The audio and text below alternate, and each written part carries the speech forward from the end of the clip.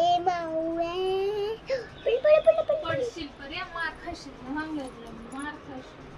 Okay okay okay okay okay okay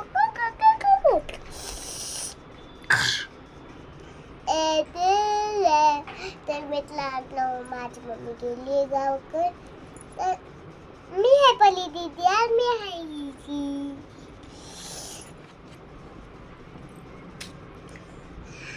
hi guys, तर आज मी तुम्हाला सांगते. तर माझी गेली मम्मी गावाला तर मी तर इथं घरी. हाय गाईज, मी इथं राहिली तर माझी मम्मी इथं गावकडे गेली आहे. तर मग मी इथं घरी राहिली आहे माझ्या मावच्या घरी.